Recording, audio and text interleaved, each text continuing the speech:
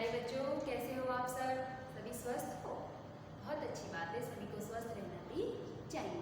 मैं prison Aviraj world school की तरफ से आज की हमारी कक्षा 8 की विषय हिंदी की कक्षा में आप सभी बच्चों का हार्दिक अभिनंदन है और हम अपने हिंदी विषय का अध्ययन प्रारंभ करने जा रहे हैं, जिसमें आज हम पढ़ने वाले हैं पाठ क्रमांक 7 और पाठ का व्याख्यान 1।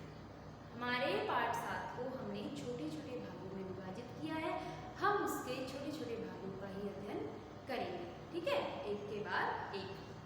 हमारे पाठ का नाम क्या है? देखो बच्चों, भारतीयों के अथक परिश्रम, धैर्य और आस्था का प्रतीक ट्रिनिडाड। तो जितना बड़ा हमारा पाठ का नाम है ना, हमारे पाठ का नाम जितना बड़ा है उतना ही बड़ा हमारे पाठ का उद्देश्य, उतनी ही बड़ी शिक्षा हमें हमारे पाठ से आज मिलने वाली है। तो सबसे पहले हम अपने पाठ के उद्देश्य को देखते हैं कि छात्र पाठ के अंतर्गत आए हुए तथ्यों को पढ़कर और समझकर अपने देश की सभ्यता और संस्कृति, बच्चों, सभ्यता और संस्कृति को बनाए रखने में योगदान देंगे या अपनी सभ्यता और संस्कृति को बनाए रखने का निरंतर प्रयास करेंगे। तो सभ्यता और संस्कृति के विषय में हमें कैसे जानकारी मिलेगी कि हम उसको किस प्रकार बनाए रख सकते हैं, है ना, किस प्रकार अपनी सभ्यता और संस्कृति को आगे बढ़ा सकते हैं। तो ये बातें हमें हमारे पाठ के माध्यम से। आइए सबसे पहले हम अपने पाठ के लेखक या लेखिका के विषय में जान लेते हैं कि हमारा पाठ किस लेखक या लेखिका द्वारा लिखित है। देखिए, लेखिका परिचय लेखिका के द्वारा लिखित है। लेखिका का नाम है डॉक्टर कमल कुमार। हिंदी साहित्य की बहुत ही प्रसिद्ध लेखिका है ये। इनका जन्म 7 अक्टूबर सन 1946 को हुआ। स्थान अंबाला, हरियाणा। अंबाला तो आप लोगों ने सुना होगा ना, हरियाणा। सम्मान हिंदी साहित्य या हिंदी भाषा के क्षेत्र में बहुत ही बड़ा योगदान देने के कारण या बहुत ही बड़ा योगदान होने के कारण इनको कई सम्मान पुरस्कार भी प्राप्त हुए। सम्मान मिले इन्हें, देखिए कौन कौन से।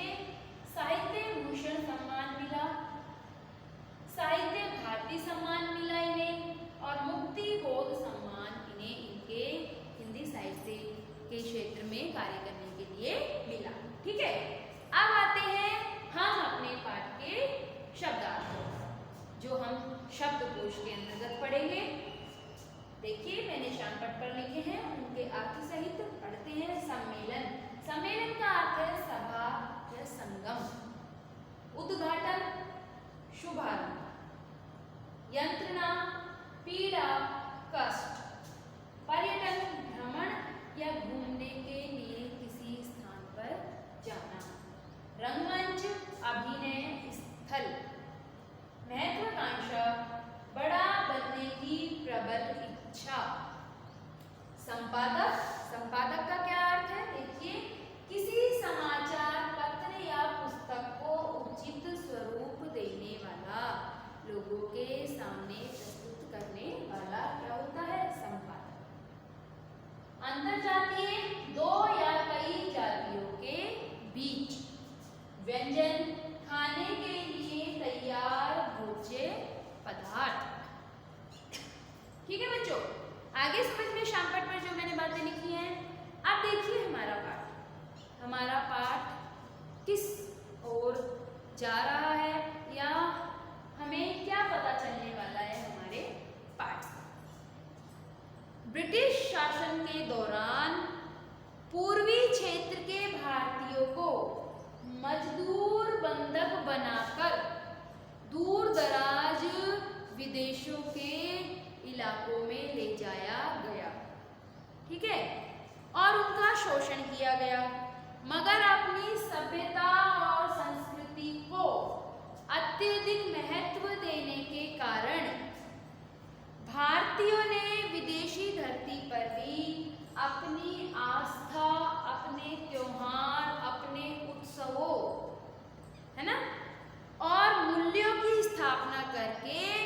अपने देश की सभ्यता और संस्कृति को भी विदेशी धरती पर जीवित रखा।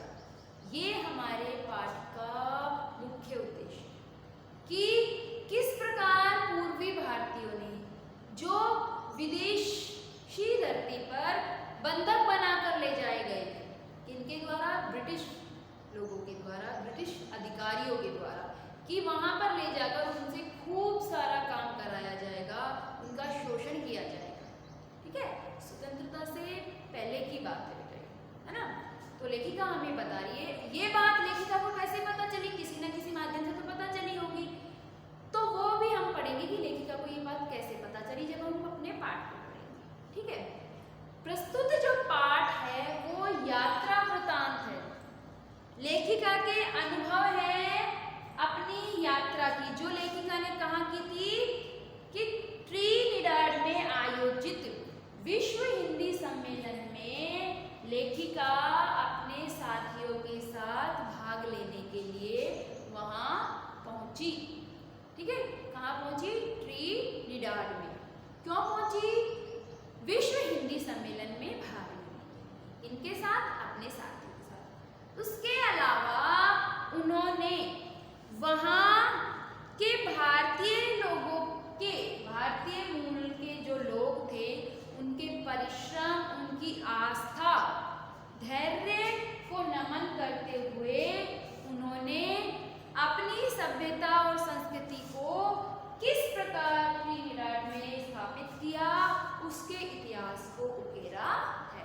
ठीक है, जो ये यात्रा वृतांत है, लेखिका उसमें अपने अनुभव बता रही है कि ट्रिनिडाड तो वो विश्व हिंदी सम्मेलन में भाग लेने के लिए पहुंची थी, लेकिन वहां जाकर जैसे भी उन्हें समय मिलता वो वहाँ के भारतीय लोगों से मिलती, भारतीय मूल के लोगों से मिलती और उनके विषय में जानने का प्रयास करती।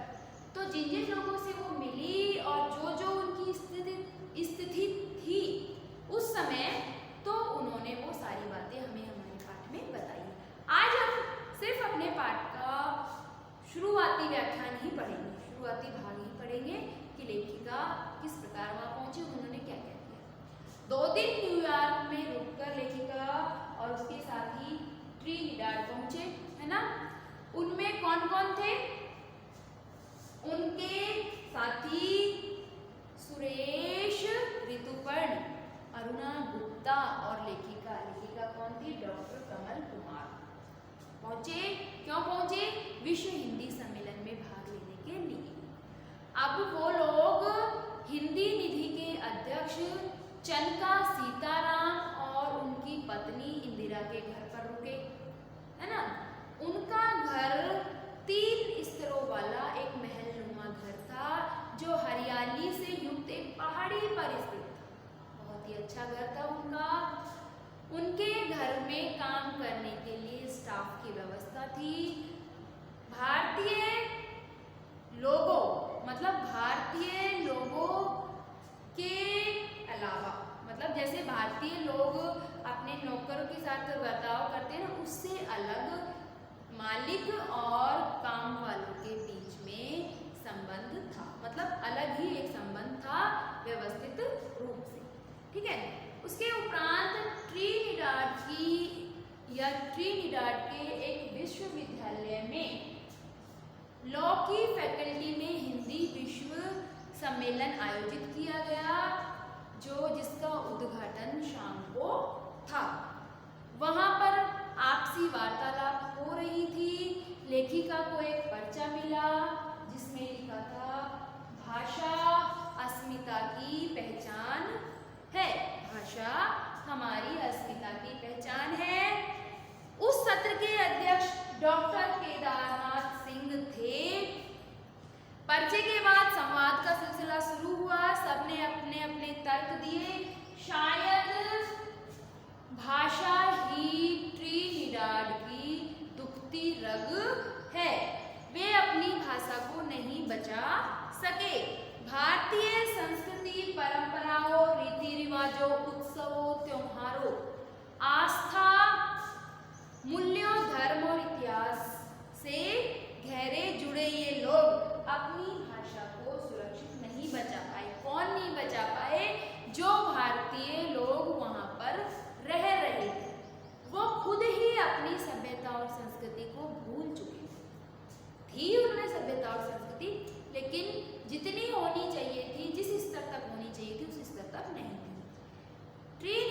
में 31% भारतीय परिवार थे जब लेखिका वहां पहुंची, जिनमें से कुछ परिवार ही हिंदी भाषा का प्रयोग बोलचाल में करते थे, अन्यथा बाकी सभी परिवार अंग्रेजी ही समझते थे।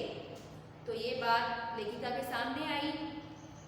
यूं तो वहाँ के निवासियों में अफ्रीकी और भारतीय ही प्रमुख थे, लेकिन और कौन कौन? लेबनीज, चीनी, यूरोपियन और अमरेडियन भी ट्रिनिडाड के वासी थे, जो सभी मिलकर एक इंद्रधनुष सा बनाते थे। पहले ब्रिटिश, डच और फ्रेंच लोगों की वहाँ पर सत्ता थी, लेकिन अब वहाँ पर ना तो उनकी सत्ता है और ना ही वे लोग हैं। लेखिका हमें बताई, जैसा जैसे लेखिका को पता चला लेखिका हमें बताई। अब लेखिका कह रही है कि जैसे ही मुझे सम्मेलन के बाद समय मिलता तो मैं वहाँ पर बसे हुए भारतीय मूल के परिवारों से जाकर मिलती, उनकी जीवन शैली, उनकी महत्वाकांक्षा और उनकी आस्था के विषय में चर्चा करती। तो भारतीय मूल के परिवार से वो मिली जिनकी चौथी पीढ़ी ट्रिनिडाड में वास कर रही थी, रह रही थी, मतलब चौथी पीढ़ी के लोग अब रह रहे थे, जिसमें सबसे बुजुर्ग व्यक्ति था रामधन, जो 100 साल की उम्र का था। उसकी एक बहू थी प्रवीणा, जिसके 2 बेटियां और एक बेटा ट्रिनिडाड से बाहर विदेश में पढ़ रहा था। प्रवीणा एक मॉल में, शॉपिंग मॉल सेंटर में मैनेजर थी, है ना, और उनके घर में सत्यनारायण की कथा थी, तो लेखिका को वहाँ बुलाया गया। लेखिका गई, उन्होंने उनका घर देखा, बहुत अच्छी तरह से सजा हुआ घर था और एक घर के एक कोने में मंदिर बना हुआ था जिसमें हिंदू देवी देवताओं की मूर्तियां रखी थी। अब लेखिका बाकी की जो जितनी भी बातें हैं ना, सारी प्रवीणा से ही पूछती है ना, कि क्या हुआ, कैसे हुआ, भारतीय कैसे है, कैसे नहीं। तो अब जो लेखिका और प्रवीणा की बातचीत है ना, वो हम अपनी अगली कक्षा में पढ़ेंगे। आज हम यहीं तक ही अपने व्याख्यान 1 को समाप्त करते हैं। ठीक है बच्चों, हम अपने पाठ का व्याख्यान 2 है वो हम अपनी अगली कक्षा में पढ़ेंगे, लेखिका और प्रवीणा की बातचीत, जिससे हमें और भी कुछ अच्छी बातें सीखने को मिलेंगी। तो आप याद रखिए, लेखिका के साथ कौन कौन दोस्त गए, साथी गए ट्रिनिडाड में, लेखिका ट्रिनिडाड क्यों गई, है ना, और वहाँ पर सब भारतीय मूल का सबसे बुजुर्ग आदमी कौन था, कितने वर्ष का था, लेखिका ट्रिनिडाड में जाकर किनके घर पर रुकी अपने साथियों के साथ। तो ये जो प्रश्न है, इनके उत्तर आप अपने पाठ को पढ़कर खोजिए। ठीक है बच्चों, तब तक के लिए अपने पाठ का इतना भाग आप स्वयं पढ़िए और जो अगला भाग है वो अपनी अगली कक्षा में पढ़ेंगे। धन्यवाद।